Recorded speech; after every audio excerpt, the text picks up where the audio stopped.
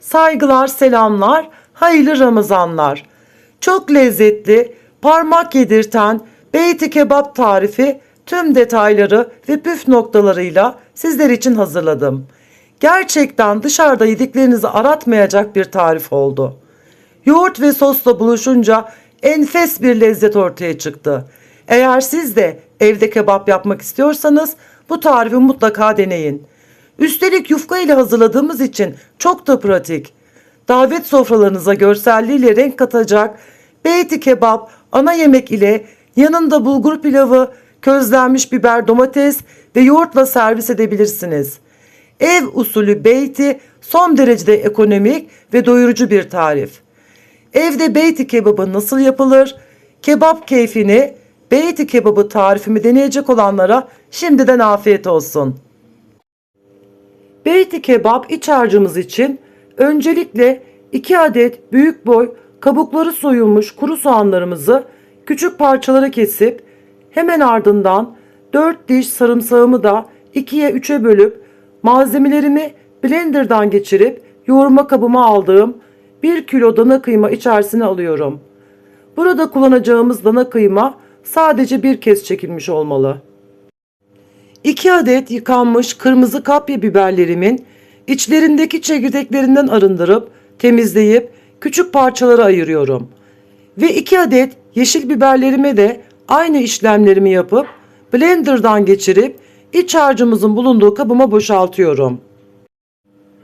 Bu arada blenderdan geçirdiğim hiçbir malzemenin vitaminli suyunu süzmeden direkt köfte harcıma boşaltıyorum. 8-10 dal kadar yıkamış maydanozlarımı küçük parçalara ayırıp 2 adet yıkanmış domateslerimi de küçük parçalara ayırdıktan sonra maydanozlarla birlikte blenderdan geçirip köfte harcımızın içine alıyorum.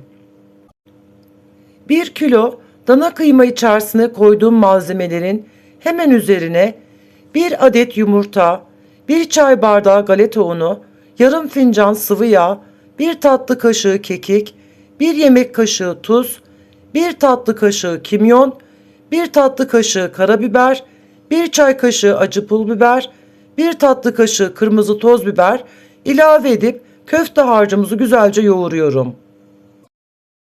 Köfte harcımız yoğurmaya başlarken başta cıvık olur, endişelenmeyin. Yoğurdukça tüm malzemeler birbiriyle karıştıkça, yoğurdukça sertleşti. Yaklaşık 5 dakika yoğurup üzerini streç filmle kapatıp buzdolabımda yarım saat dinlendirdim. Fırın yağlı kağıdımı tam ortadan ikiye bölüyorum.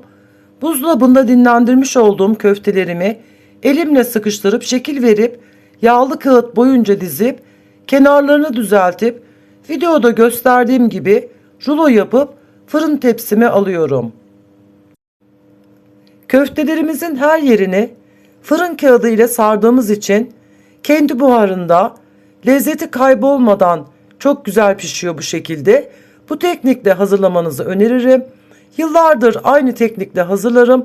Gerçekten çok lezzetli oluyor bu şekilde. Burada kullanacağımız köfte harcımız 2 parmak kalınlığında olacak şekilde yayarak bastırmak suretiyle şekillendirdiğim tüm malzemelerimi sırayla videoda gösterdiğim gibi hazırlayıp fırın tepsime dizdim. Önceden ısıtılmış 180 derecelik fırında alt üst ayarında sadece 20 dakika fırında tutup fırından çıkarttım. Fırından çıkardığım bir tane rulomu hafiften buharı çıksın diye açıyorum. Yufka üzerine rahat yerleştirebilmek için gerçekten bu şekilde kolaylık oluyor. Yufkalarımızı nemlendirmek için bir kabıma 1 çay bardağı sıvı yağ ve 1 çay bardağı suyumu hazırladım. 1 adet bütün yufkamı tezgahıma hazırlayıp ortadan ikiye katlıyorum ve kenarlarını da katlayıp hazırlamış olduğum sulu karışımı fırça yardımıyla tüm yufkalarımızın her yerine gelecek şekilde nemlendiriyorum. Ve hemen geniş kenarına rulo içindeki köftelerimi diziyorum. Rulo içindeki köftelerimizin eğer suyu varsa şayet onları da mutlaka yufka içerisine dökmenizi tavsiye ederim.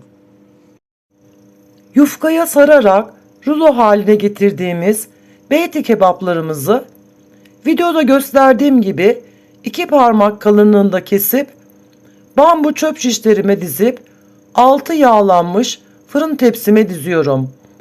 Ben 6 adet yufkamla gösterdiğim teknikle köfte harcımızın tamamını bitirdim. Önceden ısıtılmış fırında 180 derece alt üst ayarında yaklaşık 25 ila 30 dakika arasında altı üstü kızarana kadar pişirdim. Vermiş olduğum ölçülerle hazırladığım beyti kebabımla 10 kişi rahatlıkla misafir edebilirsiniz.